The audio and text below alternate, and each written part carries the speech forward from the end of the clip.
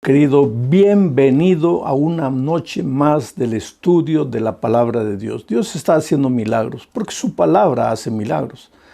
Ya dije, la palabra es como una espada de dos filos, penetra hasta la médula, hasta el hueso, hasta el fondo del corazón. No hay nadie que se resista a la palabra de Dios. Y la propia palabra de Dios dice, ¿quién se resistió contra Dios y le fue bien? Piensa en esto. ¿Quién se endurece contra Dios? ¿Quién le dice no a Dios una y otra vez y finalmente le va a ir bien? No hay cómo, porque si saliste de las manos de Dios, pues un día tienes que devolverte a Dios. Vamos a orar. Padre querido, has hecho maravillas estos días, has tocado corazones, has transformado vidas, has perturbado mucha gente que no quiere rendirse a ti, no quiere entregarse a ti. En varios países, en varios lugares del mundo, tu palabra está llegando con fuerza, con el poder que viene del Espíritu Santo. Que esta noche no hable un ser humano, que hable el Señor Jesucristo, que llegue a los corazones. Vamos a estudiar tu palabra, ilumina nuestro entendimiento para comprender lo que quieres decirnos. En el nombre de Jesucristo. Amén. Muy bien, queridos, el texto para hoy está aquí en San Juan capítulo 17, versículos 1 al 3. Estas cosas habló Jesús y levantando los ojos al cielo dijo. Me impresiona esto. Estas cosas habló Jesús y levantando los ojos al cielo dijo. ¿Por qué Jesús levantaba los ojos al cielo? Si tú buscas en los 4 evangelios esa expresión de que Jesús estaba orando, Jesús fue a la montaña a orar, Jesús levantó los ojos al cielo, Jesús levantó la voz al Padre, alzó su voz al Padre, clamó al Padre. Son muchas. Yo te desafío, agarra los 4 evangelios y busca esa expresión o expresiones parecidas. Mi pregunta es, ¿por qué Jesús? Jesús era Dios. Él no necesitaba orar tanto, Él era Dios. Pero es que cuando vino a esta tierra, Él hizo un pacto con su Padre, de que en esta tierra no usaría sus poderes divinos sin el consentimiento de su Padre. Porque si Él viniera a este mundo a vivir victoriosamente usando sus poderes de Dios, pues nosotros los seres humanos que somos a veces tan ingenuos, lo primero que diríamos, bueno, Jesús obedeció, Jesús cumplió, Jesús hizo todo, porque era Dios, Él tenía poder, pero nosotros somos pobres pecadores, no podemos. Entonces es injusto lo que Dios nos pide, porque Jesús sí pudo, pero nosotros no. No, Jesús se despojó. No digo se despojó, esa palabra estaría incorrecta. Jesús no usó, Jesús guardó sus poderes divinos. Seguía siendo Dios en esta tierra, nunca dejó de ser Dios, pero guardó sus poderes divinos. Hizo una especie de pacto con su Padre, de que en esta tierra no usaría sus poderes divinos. Ya lo dije la otra noche, por eso el diablo en el desierto se empeñaba en decir, si eres hijo de Dios, si eres hijo de Dios, que el diablo quería que Jesús probara que era Dios. Y si Jesús lo hacía, pues estaba cometiendo un pecado. Por eso Jesús no usó sus poderes divinos. Entonces, ¿por qué vivió una vida victoriosa? ¿Y por qué hizo tantos milagros y tantos prodigios? Porque antes de hacer cualquier cosa, levantaba los ojos al cielo, clamaba a Dios. A veces pasaba toda la noche orando. Cuando bajaba la mañana siguiente, encontraba el valle del dolor, del sufrimiento, discípulos que no podían expulsar un demonio y con el poder de su palabra remediaba todas las situaciones. ¿Por qué? Porque había levantado sus ojos al cielo. Pero lo que me impresiona de esta primera parte es que dice, estas cosas Jesús habló. Pero antes de hablar, levantó sus ojos al cielo. Tú ya imaginaste cómo sería tu vida si antes de hablar levantaras tus ojos al cielo. Porque a veces dices cosas que hieren, improperios, palabras horribles, feas, hieres el corazón de la esposa, del esposo, del hijo, del hermano, del vecino, del patrón, del jefe, del empleado. ¿Por qué tus palabras no son dulces? ¿Por qué tus palabras son ásperas, gruesas? Y te defiendes sobre el argumento, pues nací así, soy así, es mi carácter así. Claro que eres así, claro que naciste así. Claro que tu carácter es así, pero querido, Dios tiene poder para cambiarte.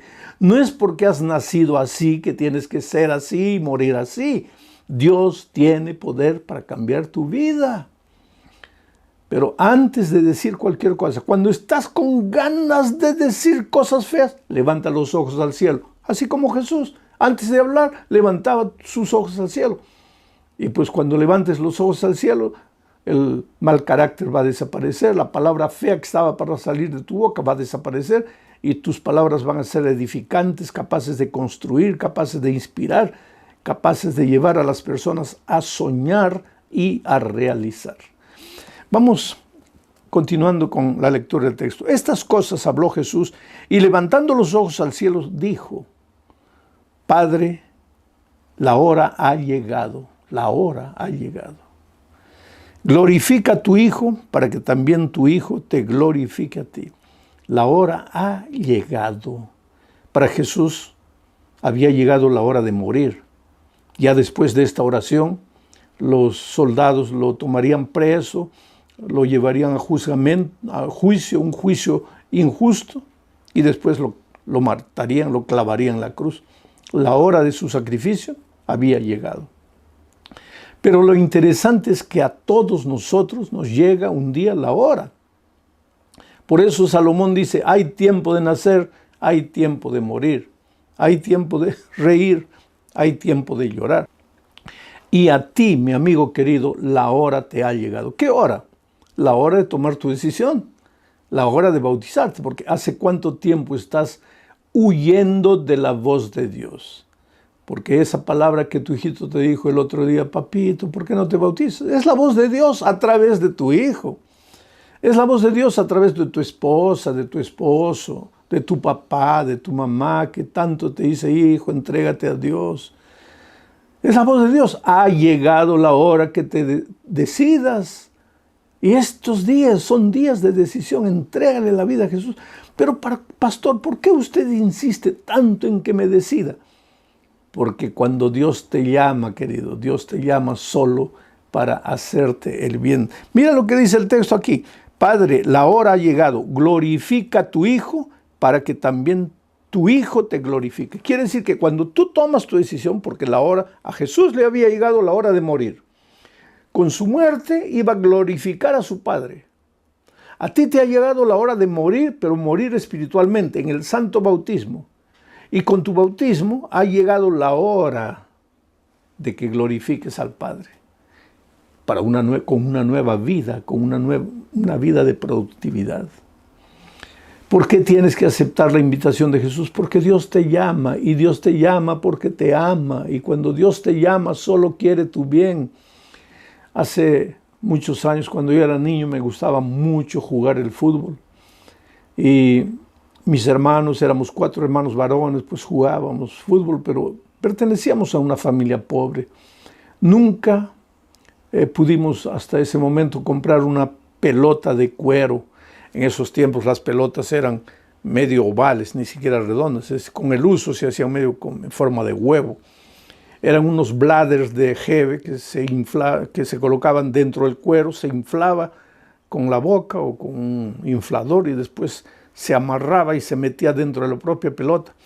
Cuando venía la pelota para cabecear y tú cabeceabas, eso te hacía doler, te dejaba una marca en la frente, pero era lo que teníamos. ¿Y quién podía tener una pelota de cuero? Nosotros no teníamos. Jugábamos con pelotas de trapo. Yo era el encargado de fabricar las pelotas. Y para un partido de fútbol teníamos que fabricar unas 20, 30 pelotas, porque cada pelota de papel colocada en una media vieja o un trapo viejo cosida duraba 5 minutos y se acababa. Entonces yo estaba fabricando las pelotas de trapo ahí, hiriendo la mano con la aguja, y de repente oigo la voz de mi padre, Alejandro, y yo no me gustó, porque pensé, estoy aquí ocupado, el partido ya viene, necesito las pelotas, ¿para qué me llama? Otra vez, Alejandro, y no quería levantarme, y por tercera vez, Alejandro, y yo conocía a mi padre. Era mejor correr, porque cuando él llamaba la tercera vez ya la cosa se ponía fea. Entonces dejé la pelota, fui a la sala para ver qué es lo que quería, y cuando entro ahí, lo encuentro a mi padre con una pelota de cuero, bonita, nueva, Yo no sé ni de dónde sacó el dinero el pobre para comprarme esa pelota. Y estaba ahí con la pelota. Y pues mis ojos se iluminaron y yo corrí y le dije, gracias papá. Y él agarró la pelota y me dijo, hijo, yo no debería darte esta pelota. Te la compré, pero no debería dártela. Porque cuando te llamé por la primera vez, tú no viniste. Y yo me puse triste. Y él me dijo, no, ven aquí, yo te la voy a dar. Y me entregó la pelota. Y después me dijo algo que nunca me olvidé. Hijo, recuérdate una cosa, cuando el papá te llama, nunca te llama para hacerte mal. Solo te llama para hacerte bien. Entonces, cuando el papá te llama, ve corriendo. Y eso es lo que te digo en este momento, mi querido amigo. Cuando el Padre Celestial te llama y hace rato que te está llamando, recuerda, Él no te llama para hacerte mal. Él solo te llama para hacerte bien. Entonces, ve corriendo. ¿Por qué dudas? Por eso para ti llegó la hora de decidirte. A Jesús le había llegado la hora de morir. A ti también te ha llegado la hora de morir, pero espiritualmente. La muerte de Cristo, el santo bautismo. Pero bueno, entro en la esencia de mi mensaje hoy. Estas cosas habló Jesús y levantando los ojos al cielo dijo, Padre, la hora ha llegado, glorifica a tu Hijo para que también tu Hijo te glorifique a ti. Como le has dado potestad sobre toda carne, poder.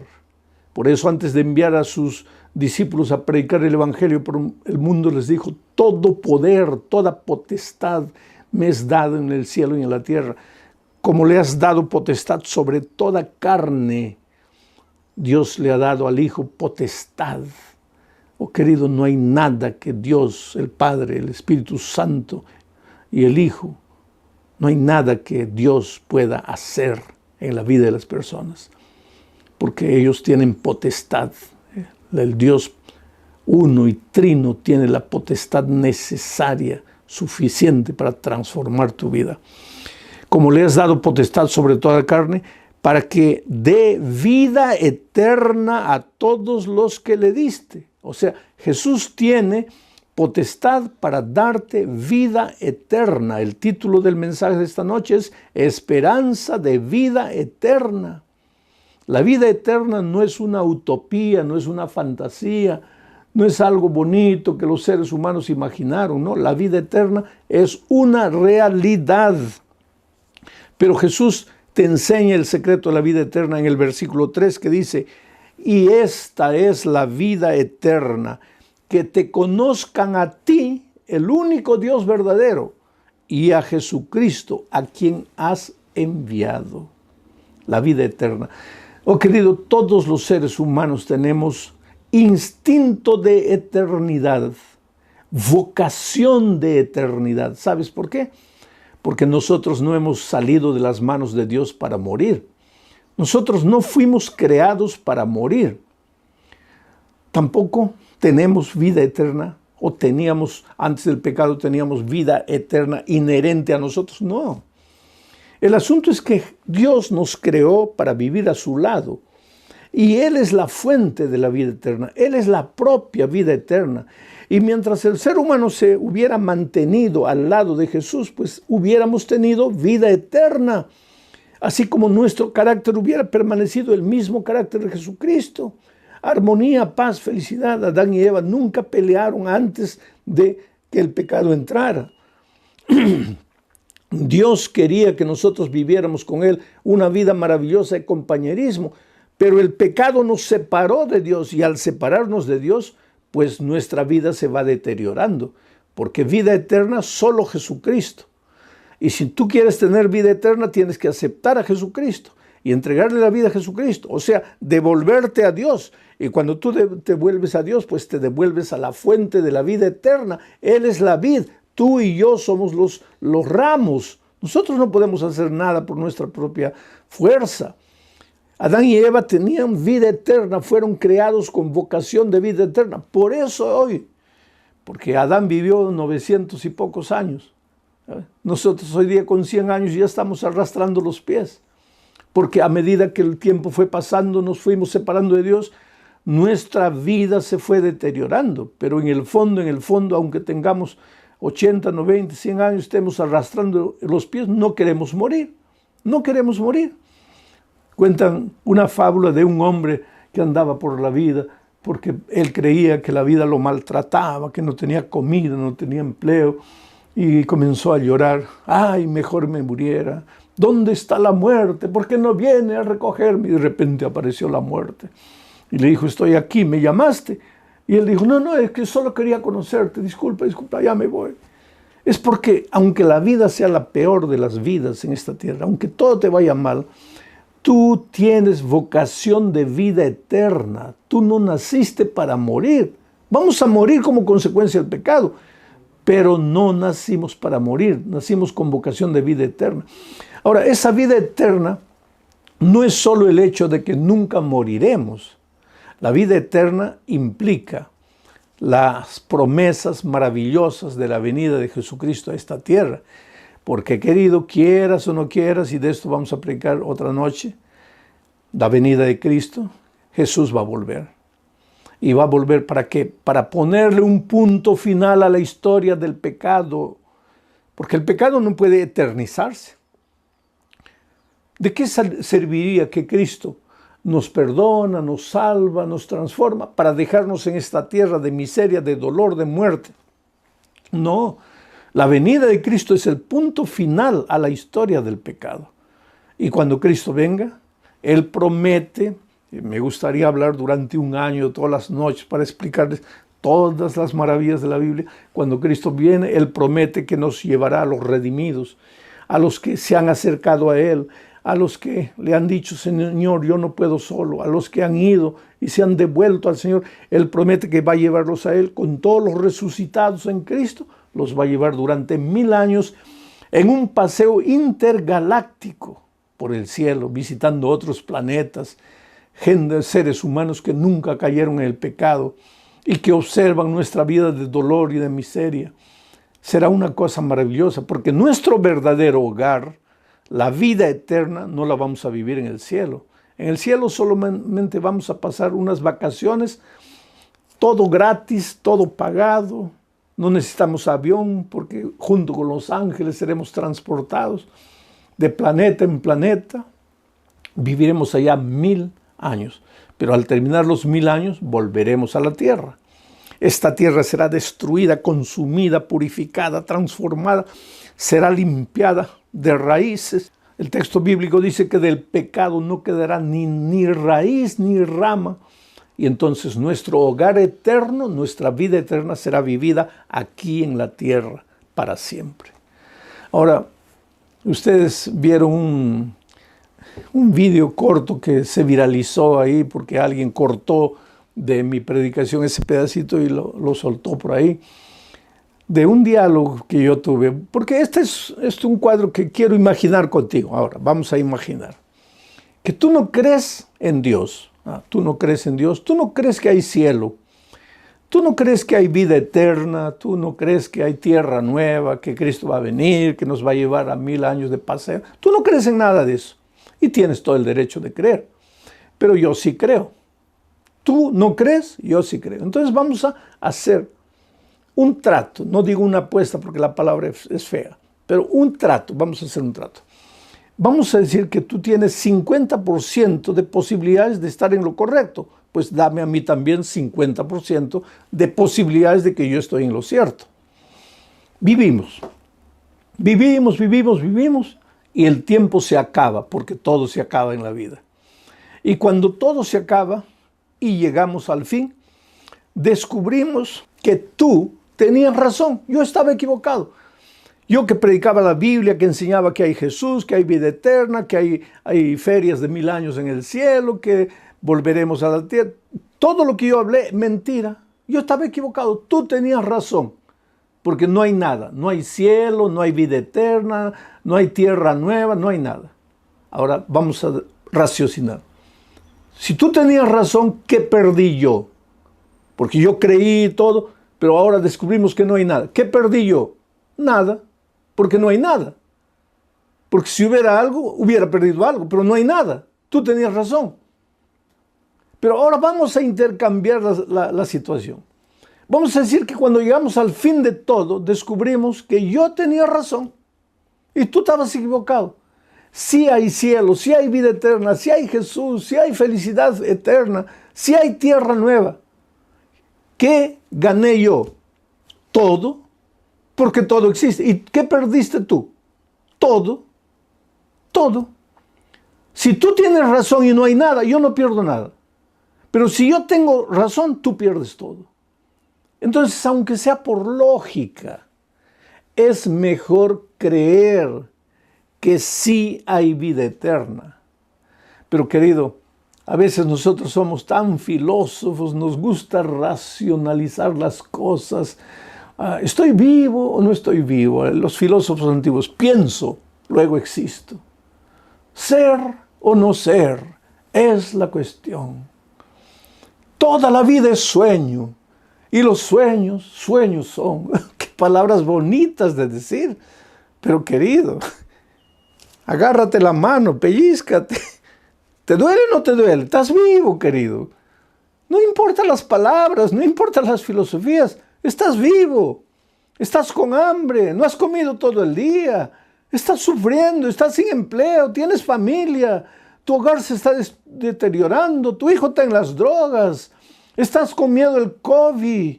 Has perdido el empleo, no sabes cómo pagar tus cuentas. Estás vivo, eres una realidad.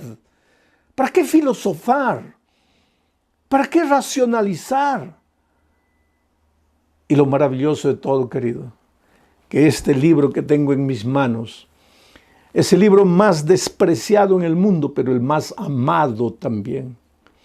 Tú sabes que de todos los libros que existen en el mundo, este es el libro más traducido y más distribuido que cualquier otro libro, inclusive que el Corán de los musulmanes, todos los libros. No hay un libro que haya sido traducido a tantos idiomas, más de 1300 idiomas, la Biblia entera o pedazos de la Biblia, libros, Nuevo Testamento, Antiguo Testamento, en fin.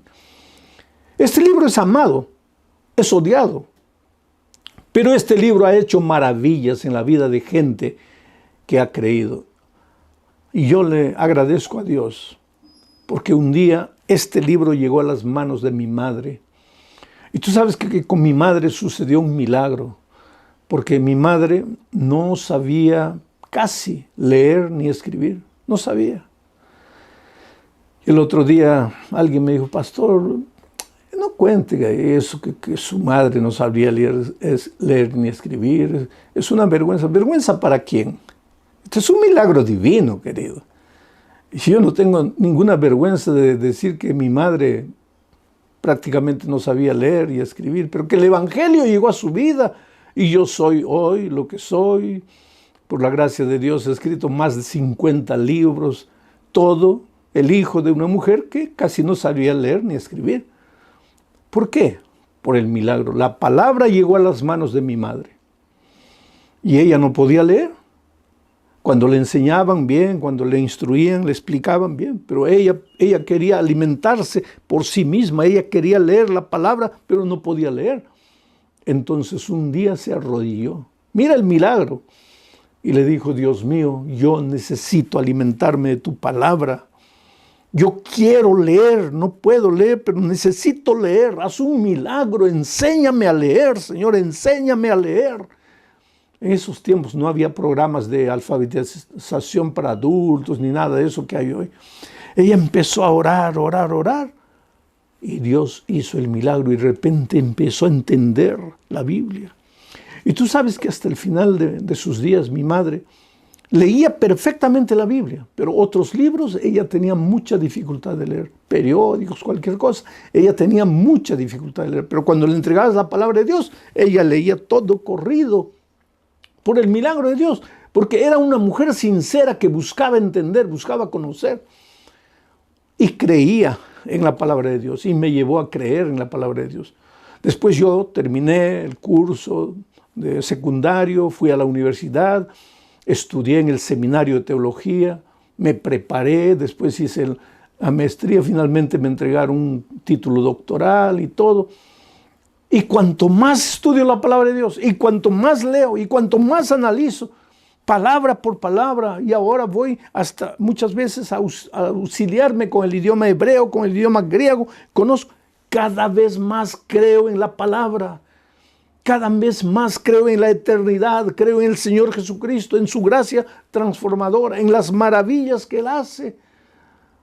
Él puede tomarte en sus manos, querido, así deformado como estás, carácter horrible, no sabes qué hacer con tus impulsos, con tu temperamento. Ve a Jesucristo. Nos espera un destino glorioso. Mira lo que dice Primera de Pedro, capítulo 5, versículo 10. Mas el Dios de toda gracia, de toda gracia, porque la salvación no es por obras, es por gracia. Y si un día vas a llegar a la vida eterna, no va a ser porque te has portado bien, es por gracia. Y si te has portado bien, también es por gracia. Gracia. Y el Dios de toda gracia que nos llamó. Voy a leerlo en segunda persona para ti. Segunda persona singular. Y más el Dios de toda gracia que te llamó, hijo, María, Pedro, Luisa, Juana, no sé cómo te llamas. El Dios de toda gracia que te llamó a su gloria eterna. Dios te hizo nacer para la eternidad. No tengas miedo de morir en esta tierra, porque esa muerte yo le llamo muertecita.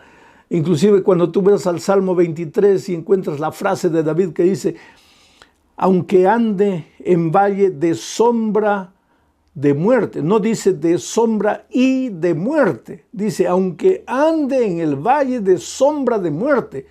Sombra de muerte es una cosa, muerte es otra cosa. La sombra de muerte no te puede asustar.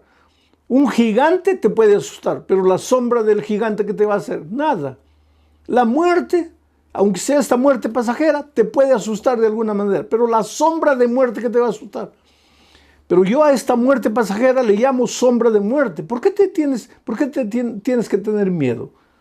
Tú y yo vamos a morir, pero si morimos en Cristo con esperanza, vamos a resucitar cuando Cristo venga.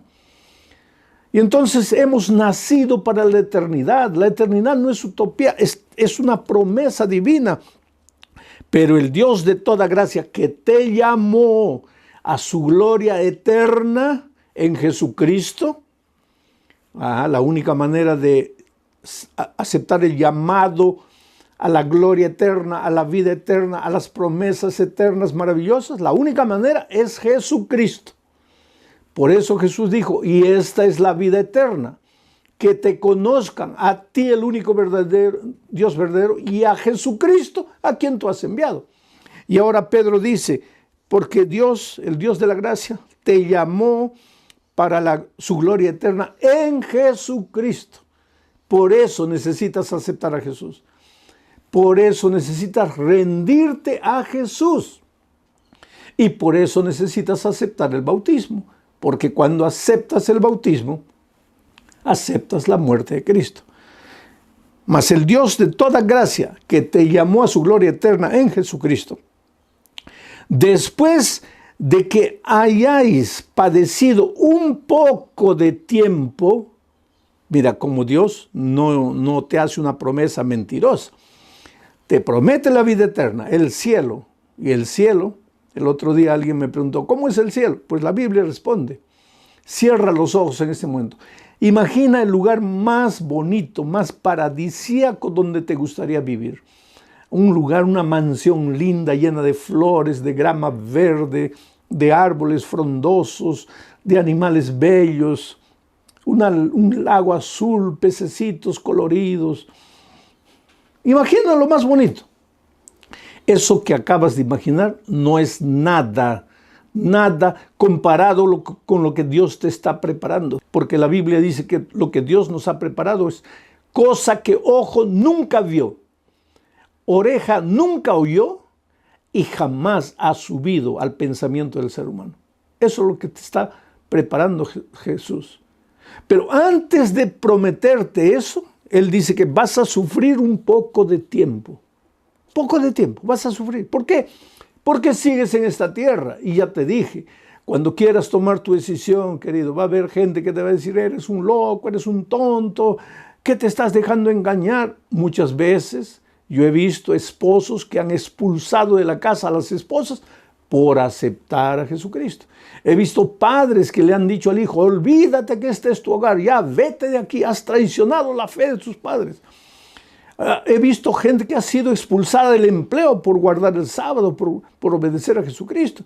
Entonces, mi amigo querido, Dios te dice, te voy a dar la gloria eterna, la vida eterna, pero vas a sufrir un poco en esta tierra. Pero mira, después de que hayáis padecido un poco de tiempo, pero Él mismo, Jesucristo mismo, te perfeccionará, te afirmará, te fortalecerá y te establecerá. Por lo tanto, no tengas miedo, entrégate a Jesucristo. Que el diablo venga con todas sus huestes, que trate de destruir tu vida, jamás vas a poder. Yo ya les conté el otro día que el enemigo muchas veces cuando estoy predicando aparece ahí, se manifiesta. Yo estaba un día conversando con una joven que quería casarse con un hombre que no creía en Dios, no creía en nada. Y él le dijo, mira, yo quiero hablar con ese pastor. Y le trajeron al muchacho y me quedé solo con él, solo. Y él me dijo, pastor, ¿ustedes no predican el amor? Sí. ¿La Biblia no es un libro de amor? Sí. ¿Y ustedes no dicen que Dios es amor? Sí. ¿Y entonces por qué usted está contra el amor? Le dije, ¿pero por qué? ¿Por qué dices que estoy contra el amor? Sí, porque mi novia dice que ustedes le prohíben, ustedes los pastores le prohíben que se case con un ateo. Mira, querido, en primer lugar, abro paréntesis para decir que nosotros no prohibimos nada. La palabra de Dios te enseña el camino. Tú escoge el camino que quieras. ¿Quieres casarte con un ateo? Hazlo. Pero estás yendo contra el consejo de la palabra de Dios. Y la palabra de Dios cuando te aconseja es por tu bien, no por tu mal. La palabra de Dios nunca aconseja para el mal de nadie. No hay un ser humano que me diga, yo seguí los consejos divinos y me fue todo mal. No, pero conozco muchos que dicen, yo desobedecí y me fue mal. Bueno, pero yo estaba con este muchacho ahí hablando. Y de repente sus ojos se comenzaron a abrir así como que salía sangre. Comenzó a botar espuma por la boca. Y me di cuenta que él ya no era él. El diablo lo acababa de poseer. Y entonces con una voz ronca él me miró así ladinamente y me dice, te voy a matar, escúchame, te voy a matar, déjame tranquilo, te voy a matar. Y querido, yo siempre digo, jamás hables con el diablo. Con el diablo no se habla. Ah, pero Jesucristo le dijo, sal de aquí. Bueno, Jesucristo era Jesucristo. Yo no soy Jesucristo. Pero yo tengo a Jesucristo. Entonces yo, en lugar de hablar con el diablo, yo hablo con Jesús. Y en ese momento, en mi corazón le dije, Señor, ayúdame, por favor, ayúdame. Y tú sabes que ese muchacho se agachó, sacudió la cabeza, levantó los ojos. Y me dijo, pastor, discúlpeme, ¿de qué estábamos hablando? Él ni siquiera se dio cuenta que en un momento de nuestro diálogo fue poseído por el diablo. Porque el diablo es real, querido. El diablo es real. El diablo va a hacer todo lo posible para destruirte. Te va a atacar, va a venir de una manera, de otra manera. Pero ¿cuál es la promesa? Has sido llamado para la vida eterna. Dios tiene la vida eterna para ti. Y dice, Él te va a cuidar, Él te va a proteger, Él te va a afirmar, Él te va a establecer. Por lo tanto, no tengas miedo del diablo. Él no te va a hacer nada. Entrégate a Jesús, ríndete a Jesús. Como el pollito, ve corriendo debajo de las alas de la gallina protectora, tu Dios santo. Ahí el diablo no puede tocarte. Yo tengo en mis manos la historia de Edgar Rodríguez. Edgar Rodríguez nació en un hogar pobre. Esta sociedad que vivimos es una sociedad injusta. Ahora, queridos, la pobreza no es argumento para la delincuencia.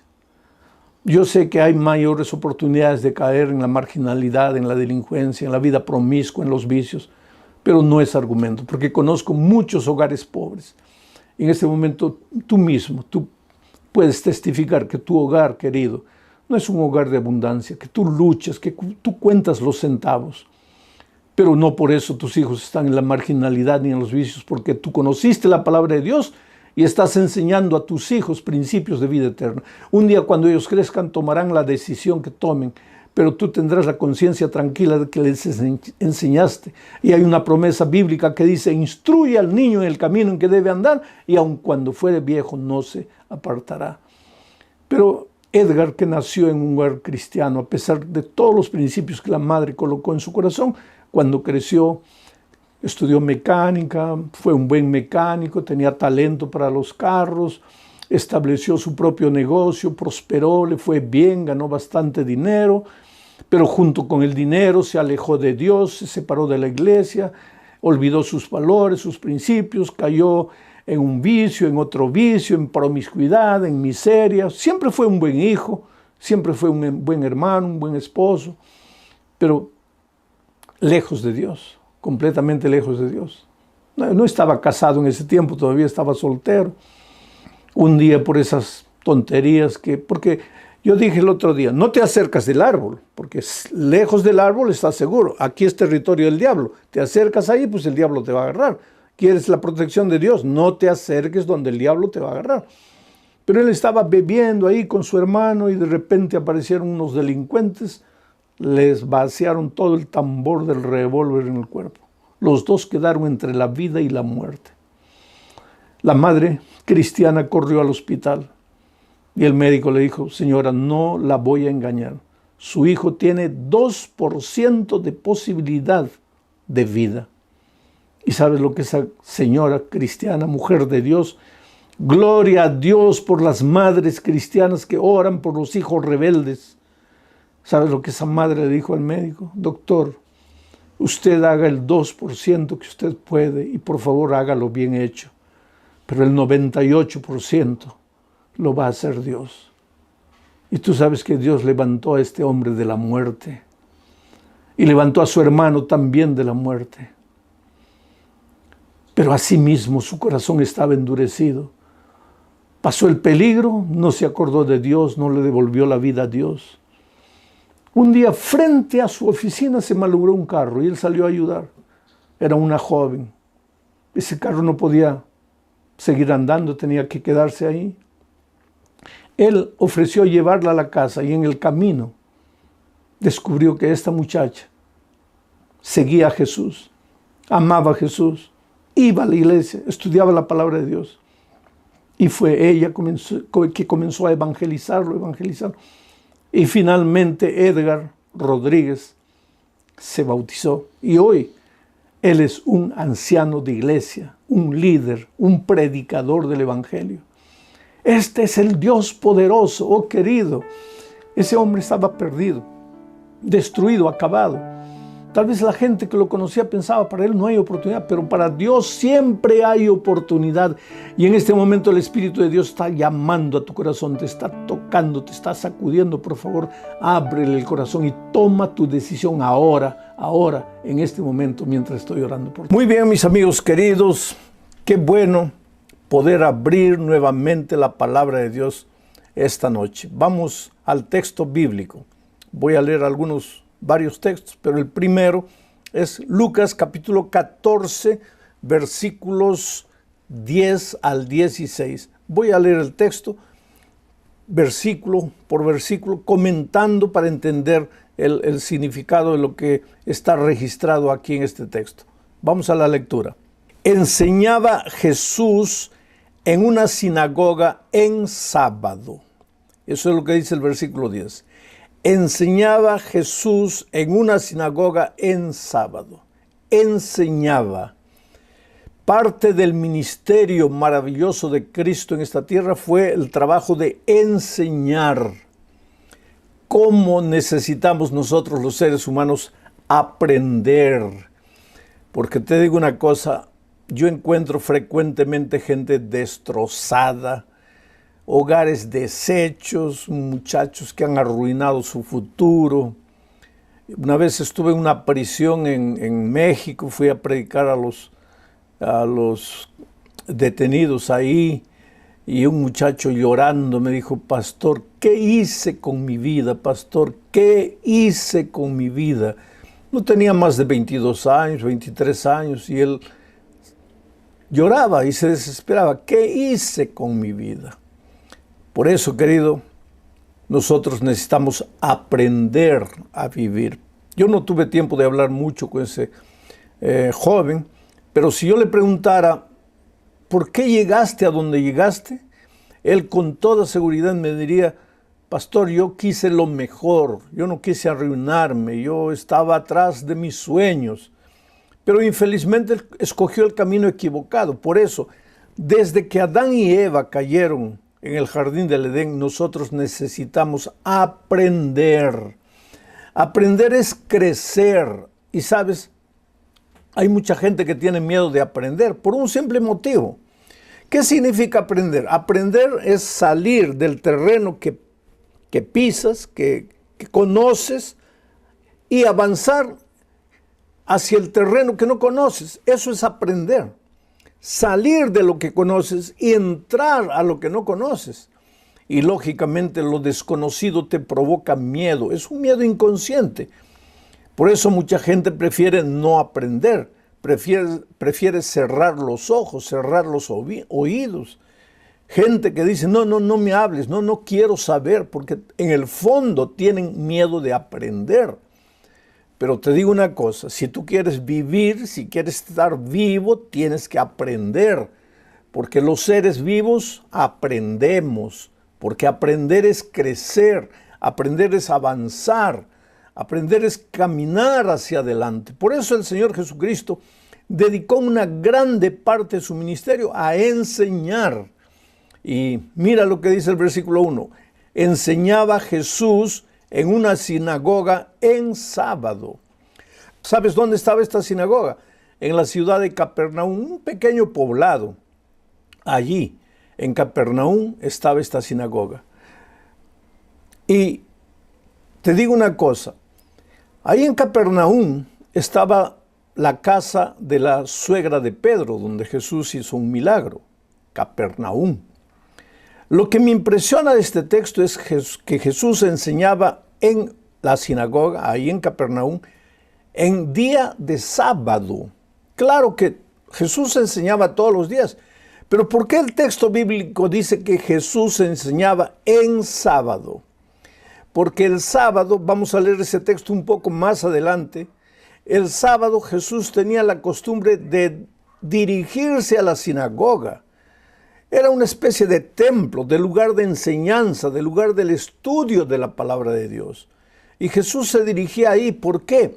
Porque el sábado él tenía la costumbre de dedicar a enseñar la palabra de Dios.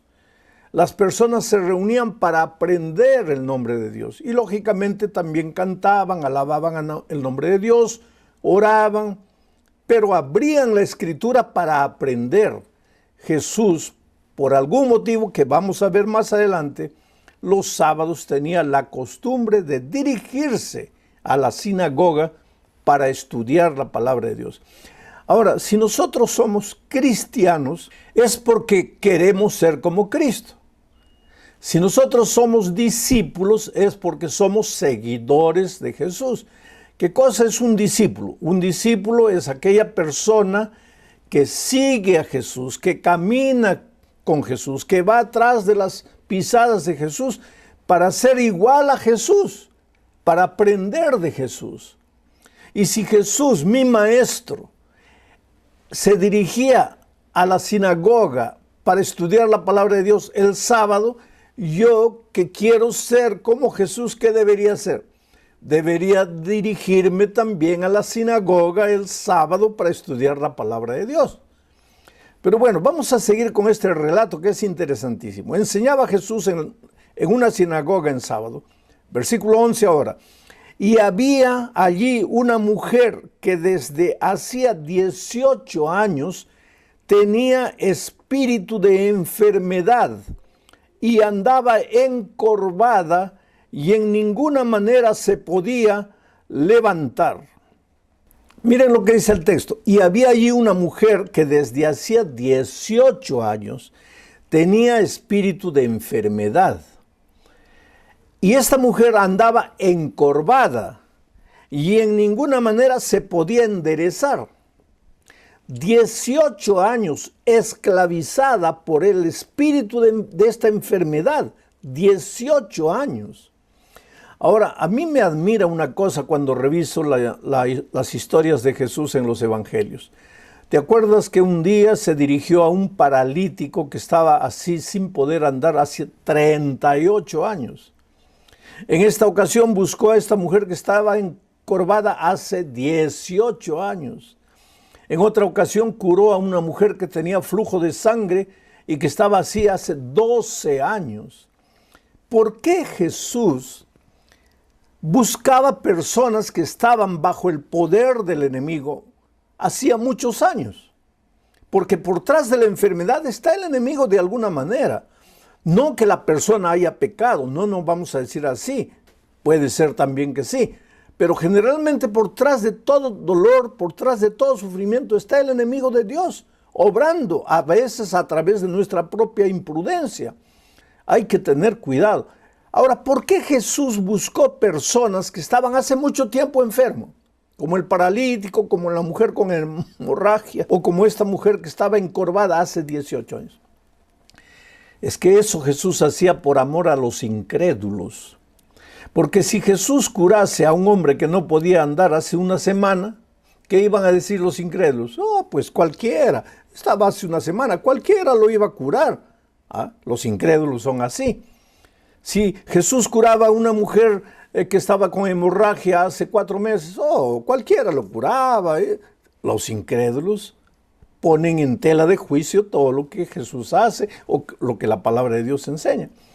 Y si levantase a una mujer que estaba encorvada hace 6 meses, pues ahí venían los incrédulos. No, eso no se necesita poder divino para eso. Pero como Dios ama a los incrédulos, y mi querido, si tú eres una de esas personas que quiere prueba de todo, que duda del amor de Dios, duda del poder de Dios, yo te digo, Jesús te ama. Y por amor a los incrédulos, Jesús buscó un paralítico de 38 años para que los incrédulos no tuvieran más argumento para decir, cualquiera lo curaba. No, como cualquiera. En 38 años ese hombre ya estaba condenado, derrotado, fracasado. No había manera humana de levantarlo, pero Jesús lo levantó y ahora buscó a una mujer que estaba aquí 18 años encorvada. Ahora, lo que me impresiona del texto dice así: estaba hace 18 años y andaba encorvada, mirando para el suelo. Inclusive cuando quería levantar el rostro, la mirada, pues se cansaba porque su cuerpo estaba para abajo, estaba encorvada, mirando a la tierra y no podía enderezarse. Tú sabes que en la vida espiritual hay mucha gente encorvada, mirando para la tierra. No son capaces de levantar los ojos al cielo. Nosotros somos águilas, querido. Dios nos creó como águilas para mirar el cielo azul, abrir las alas y volar. Nuestro destino está ahí en el cielo. Pero hay un animal en esta tierra, un animal, y voy a usar ese ejemplo interesantísimo. Es un animal que si tú lo colocas de patas para arriba, enloquece y muere porque es incapaz de mirar al cielo. Y ese animal es el puerco. Intenta colocar a un puerco de patas para arriba, mirando al cielo. No puede, enloquece, se desespera. Algunos de nosotros somos incapaces de mirar al cielo. Miramos solo las cosas de esta vida, solo las cosas de esta tierra. Trabajamos para las cosas de esta tierra. No tenemos tiempo para Dios, no tenemos tiempo para abrir la palabra de Dios. Y como no tenemos tiempo, la mejor disculpa que usamos es, no creo en esas cosas, no creo. Pero cuando llega la noche, estás vacío, estás desesperado, cuando tu hogar está destruido, cuando no tienes el empleo, pierdes un empleo, vas a otro empleo, cuando estás prisionero de los vicios, ¿qué te resta, querido? Necesitas un Dios. En algún momento tienes que ser capaz de levantarte. Estás encorvado, levántate. Pero esta mujer dice, de ninguna manera podía enderezarse. Estaré predicando para un joven que está enviciado completamente y no te puedes enderezar. Estaré predicando para una persona que está con su camino todo torcido y no te puedes enderezar. Pues este mensaje es para ti. Porque mira lo que hizo Jesús. Ahora vamos al versículo 12. Cuando Jesús la vio a la mujer, cuando Jesús la vio, la llamó y le dijo, eres libre de tu enfermedad. 3 cosas hizo Jesús. Primero, la vio. Porque, querido, aunque tú te escondas en el punto más lejano del universo, Dios te ve. Dios conoce tu vida. Tu vida está en las palmas de las manos de Dios. Él sabe cuánto dinero tienes en el bolsillo. Él sabe que hoy es tu cumpleaños y nadie se acordó de ti. Él sabe que tu hogar está semidestruido. Él sabe que cargas un pecado escondido. Él sabe todo. Él te ve. Él te ve. Y no te deja tranquilo. Ah, ya te vi. Bueno, no, sino que te llama. Dice el texto, Jesús la vio a la mujer y después la llamó. Porque Jesús siempre está llamando a los pecadores. Si tú abres la Biblia, te vas a dar cuenta que la Biblia es un libro de llamado. En el Génesis, Adán y Eva estaban escondidos entre los árboles. Dios llega llamando, Adán, ¿dónde estás tú? Y si tú vas al libro de Apocalipsis, vas a encontrar en el último capítulo, en el versículo 17, y el Espíritu y la iglesia dicen, ven. Y aquel que oiga, diga, ven. Y aquel que tenga sed, venga, beba. Un llamado. La Biblia es un libro de llamado. Dios llama, llama, llama.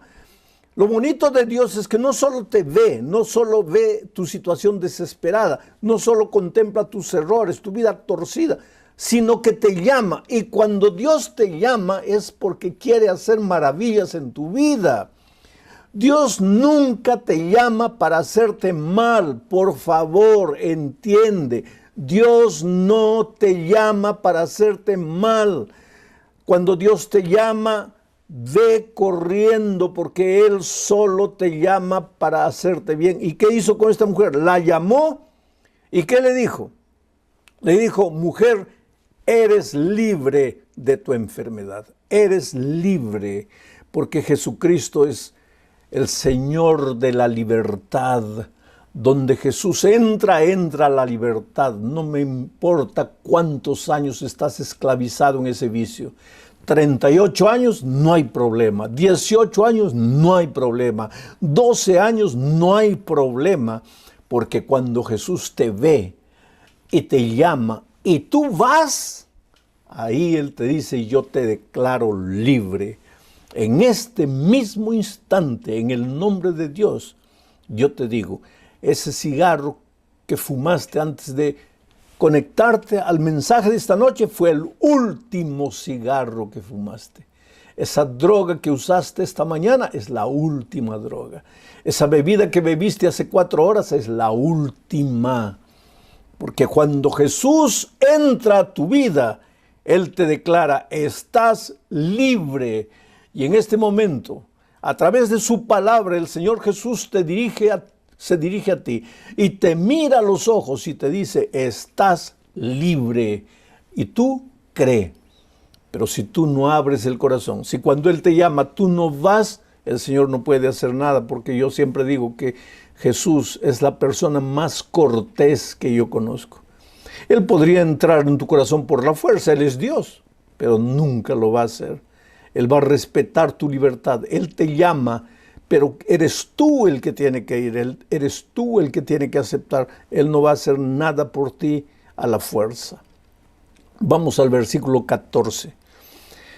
Dice, pero un alto dignatario de la sinagoga, un judío, enojado de que Jesús hubiera sanado en sábado, dijo a la gente, 6 días hay en que se debe trabajar en estos, pues venid y sed sanos, y no en sábado. Qué cosa maravillosa. Por un lado, la maravilla de la curación, de la liberación de esta mujer, pero por otro lado, qué cosa triste, la actitud de este hombre. Estaba delante de un milagro de sanidad. Una pobre mujer que durante 18 años había cargado el dolor, la vergüenza, incapaz de mirar para arriba, incapaz de enderezarse. Ahora, por el poder de la palabra de Jesucristo, fue curada. Y cuando todo el pueblo debería haber levantado las manos al cielo y glorificado el nombre de Dios y decir: Señor, gloria a Dios, amén. El dignatario de la sinagoga, el maestro de los judíos, se dirigió al Señor Jesucristo y le dijo: ¿qué estás haciendo en sábado? Y reprendió a la multitud: ¿por qué vienen el sábado? ¿No tienen 6 días para hacer esas cosas? Hoy es sábado, día sagrado del Señor. ¿Por qué están haciendo esto? Pobre judío, el dignatario de esa sinagoga no había entendido el significado del sábado. Oh, mi querido amigo, tú sabes que hay mucha gente sincera que no entiende el significado del sábado. Hay gente que en lugar de adorar a Jesús, adora el sábado. Ese es un riesgo que mucha gente sincera puede correr. Que el sábado es más importante que Jesús. Que no hacer esto, o no caminar para allá, o no trabajar aquí, puede ser mucho más importante que la salvación de una persona. Hay mucha gente que piensa que guardar el sábado es cruzarse de brazos tranquilo y no hacer nada. No, querido, no es eso. El sábado no fue creado, no fue establecido para no hacer nada. El sábado fue establecido para hacer muchas cosas para Dios. Alabar el nombre de Dios, dirigirse al templo para estudiar la palabra de Dios, cantar, orar y después ayudar a las personas, predicar la salvación, llevar la salvación. Esa es la esencia del sábado. Pero como a veces algunos tienen la actitud de este maestro judío que se enojó porque Jesús había curado en sábado, como esa actitud es una actitud reprensible, hay mucha gente que ya se va al otro extremo y dice: no, el sábado no es para los cristianos, el sábado fue para los judíos. Oh, querido, ¿cómo es que el sábado fue para los judíos? Si cuando Dios creó el mundo, lo creó en 7 días, y el texto bíblico está en el libro de Génesis, no lo vamos a leer, capítulo 2, versículos 1, 2 y 3, dice que fueron creados los cielos y la tierra en 6 días, y el séptimo día, el sábado, el Señor hizo 3 cosas. Primero, descansó el sábado. Segundo, lo bendijo. Y tercero, lo santificó. Ahora, ¿habían judíos en ese tiempo? No, no habían judíos. El sábado no fue establecido para los judíos, el sábado fue establecido para el ser humano. Dios descansó. ¿Por qué descansó? ¿Porque estaba cansado? ¿Cansado de 6 días trabajando, creando el universo? Entonces se cansó y tuvo que descansar. No, querido, Dios no se cansa. Entonces, ¿por qué descansó? Para darte ejemplo. ¿Por qué Jesús fue a la sinagoga el sábado? Para darte ejemplo. ¿Por qué Dios descansó el sábado? Para darte ejemplo. Y lo bendijo. Y oh, querido, hay que tener mucho cuidado con tocar las cosas benditas. Pero lo santificó. Entonces hay que tener mucho más cuidado con tocar las cosas santas. ¿Quién soy yo, pobre ser humano, para tocar algo que Dios bendijo y santificó? Pero hay muchos cristianos sinceros que piensan que el sábado fue dado para los judíos, o entonces que fue dado en las tablas de piedra de los 10 mandamientos en el monte Sinaí. Pero si tú vas a leer el libro de Éxodo, verás que las tablas de piedra fueron dadas en el Sinaí en el capítulo 20, del libro de Éxodo. Pero a partir del capítulo 16, faltando 4 capítulos para llegar al monte Sinaí, cuando Dios mandó maná del cielo, hizo caer maná 6 días, pero el sábado no hizo caer. Y la gente debería el viernes guardar maná para el día siguiente. pero algunos no guardaron y fueron el sábado a buscar maná y no había y pasaron hambre. Y Dios les dijo, ustedes tienen que recordarse. Inclusive cuando les da la ley de Dios, dice, acuérdate del día de reposo. ¿Cómo te vas a acordar de algo que ya no existía? El pueblo judío no existía, pero el sábado existía, porque fue establecido en el jardín del Edén. Y por eso cuando Jesús estuvo en esta tierra, pues para darnos ejemplo iba al templo. Por eso voy a leer el texto de Lucas 4, del versículo 16 al 19. Dice así: el Espíritu del Señor está sobre mí. ¿Quién está diciendo esto? El Señor Jesucristo. El Señor Jesucristo se dejaba dirigir por el Espíritu. Fue engendrado en el Espíritu. Fue llevado a Egipto por el Espíritu. Inició su ministerio en el Espíritu. En la hora de su bautismo, el Espíritu estaba en forma de paloma. El Espíritu lo llevó al desierto. Y ahora cuando inicia su ministerio en la ciudad de Capernaum, es el texto que estoy leyendo de Lucas 4, 16 al 19, dice Jesús, el Espíritu del Señor está sobre mí. ¿Y para qué? ¿Qué es lo que el Espíritu hizo con Jesús? El Espíritu del Señor está sobre mí por cuanto me ha ungido para dar buenas nuevas a los pobres. Me ha enviado a sanar a los quebrantados de corazón, a pregonar libertad a los cautivos y vista a los ciegos, a poner en libertad a los oprimidos y a predicar el año agradable del Señor. ¿Y cuándo dijo esto Jesús? En el día del sábado. Él se dirigió al templo a alabar a Dios, a leer el texto bíblico, a estudiar la Biblia. ¿Y llevado por quién? Por el Espíritu. ¿Por qué tanto énfasis en el sábado? Porque el sábado es un símbolo de la redención. Te voy a explicar esto. En el jardín del Edén, Dios terminó la creación y estableció el sábado. Y el sábado se levantó como un monumento de la creación. Tú no puedes decir, yo creo en la creación, si no guardas el sábado, o si no crees en el sábado. El sábado fue un monumento de la creación. Pero ahí vino el diablo, arruinó toda la obra creadora de Dios.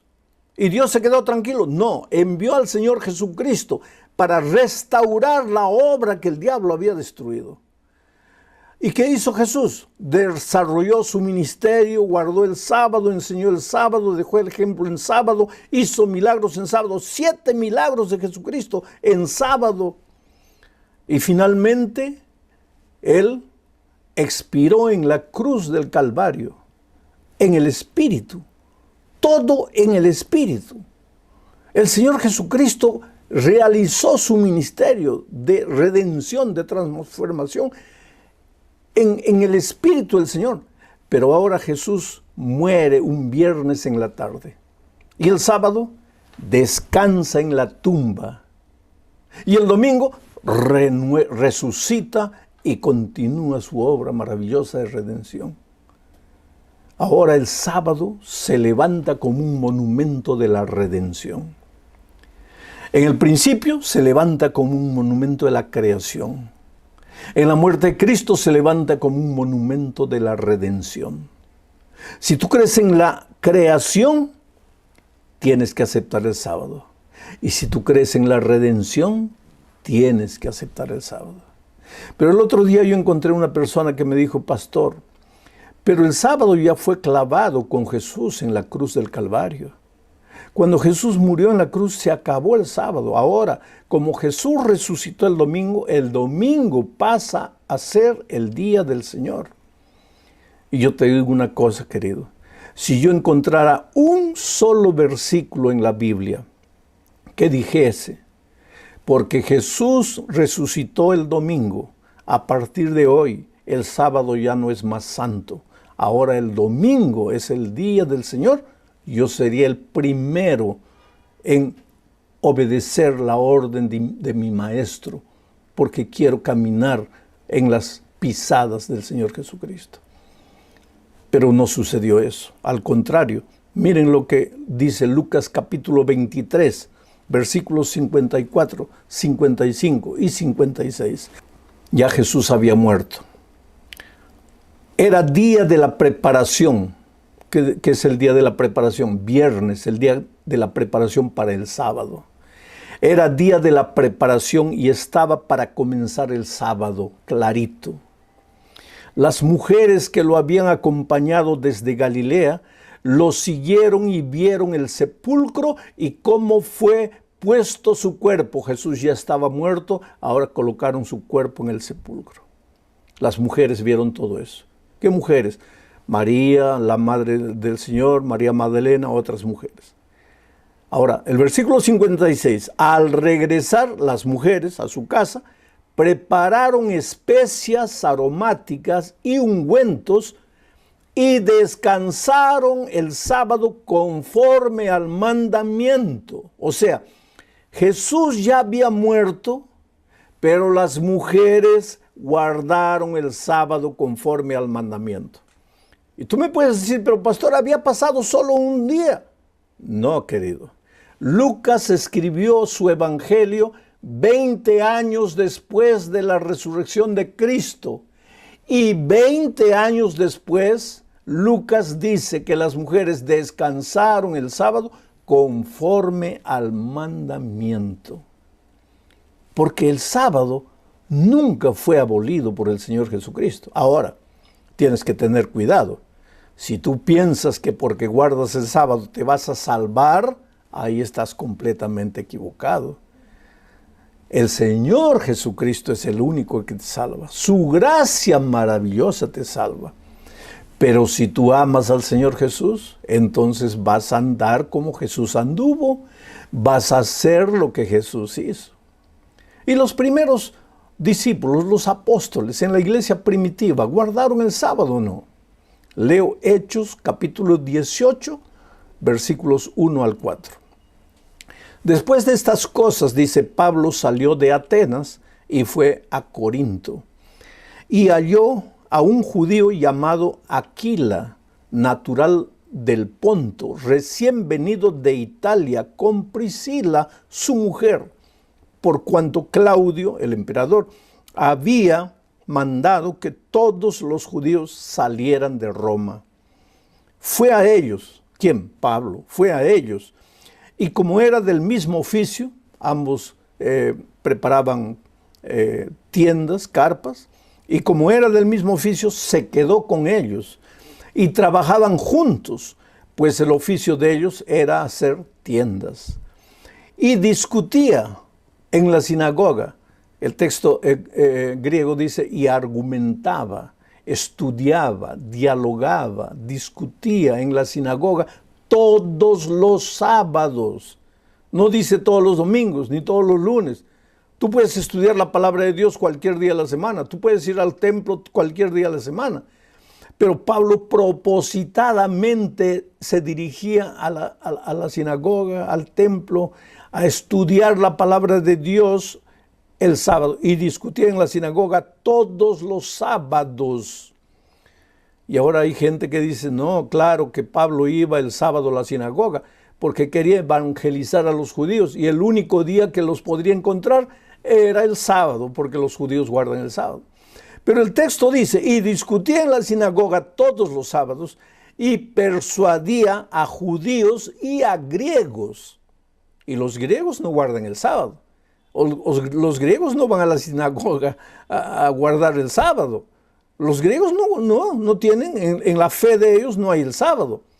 Entonces, ¿por qué Pablo hablaba con ellos? Porque habían griegos que comenzaban a conocer el evangelio. Benditos estos griegos que cuando descubrieron la verdad del sábado, la asimilaron en su experiencia.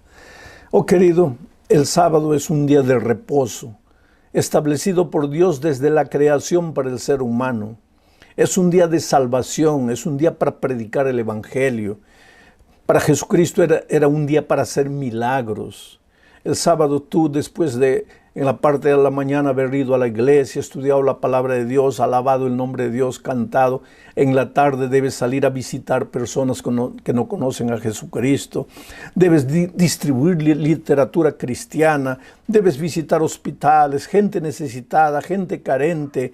Debes hablar del amor de Dios. El sábado no es para dormir todo el día.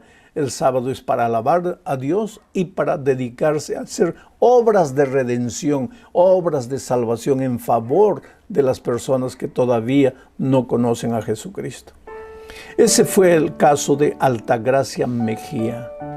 Altagracia Mejía trabajaba ayudando personas de edad que necesitaban de otros para ayudarlos a caminar, ayudarlos a bañarse, en fin.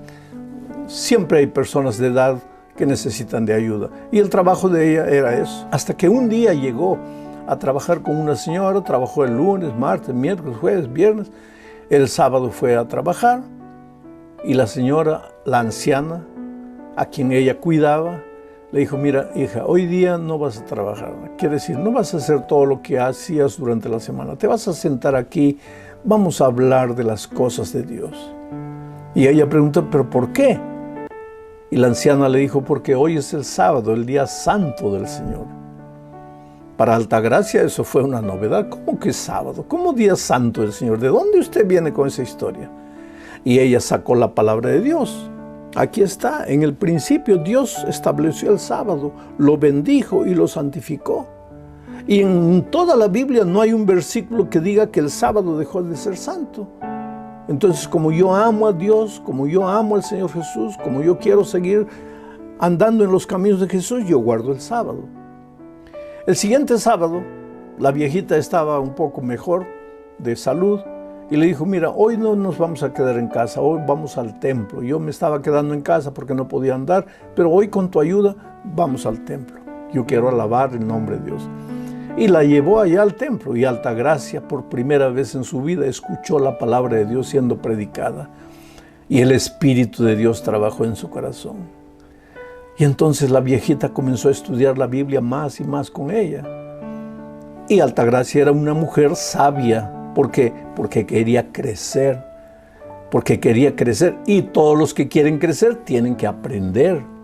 Y ella fue estudiando la palabra de Dios y pues fue aprendiendo y entendió que el sábado no salva a nadie, pero solamente Jesús salva. Sin embargo, aquellos que son salvos por Jesucristo se deleitan en hacer la voluntad de Dios. Y entonces Altagracia empezó a guardar el sábado. Y hace algún tiempo atrás Altagracia se bautizó. Solo que antes de su bautismo ella tuvo mucha dificultad porque ella no estaba casada. Ella convivía con un hombre. Y un hombre que no quería saber nada de la palabra de Dios. Y cuando se enteró que Altagracia estaba yendo a la iglesia, la amenazó. Inclusive la amenazó de muerte. O tú te quedas conmigo o tú te quedas con tu iglesia. Y Altagracia tuvo que salir de casa con su pequeña hija para seguir a Jesús. Y salió de casa y Dios la bendijo porque Dios nunca deja a un hijo desamparado. Dios la ayudó y hoy día Altagracia se deleita en la iglesia de Dios. Dios la bendice, nunca le ha faltado comida, Dios la protege juntamente con su hija. Pero ella tuvo que tomar la decisión en algún momento de la vida. Ahora yo te pregunto, ¿qué esperas tú para decidir? ¿Qué esperas tú para aceptar a Jesús? ¿Hace cuántos años tú andas encorvado en esta vida, mirando solo las cosas de esta tierra? ¿Ya no crees que ha llegado el momento de levantarte, de mirar al cielo, de mirar las cosas espirituales, de enderezar tu camino? Pues entonces oye la voz de Jesús que te llama. ¿Y te llama para qué? Para declararte libre. Entonces ahí donde estás, acepta el llamado del Señor Jesucristo. Expresa tu decisión a través del internet, a un amigo que está a tu lado, a la persona que te invitó para que mires el programa. Expresa tu decisión y recuérdate, tú eres precioso para Dios. ¿Cómo eres precioso? cómo Dios te ama, querido. En este momento tal vez estás pasando por un momento difícil, las cosas no andan bien en casa, está todo mal, tú no ves luz al fondo del túnel, estás llorando, pero Dios te ama, Dios te ve y te llama para ayudarte. ¿Aceptarás su invitación? ¿Vendrás a Jesús?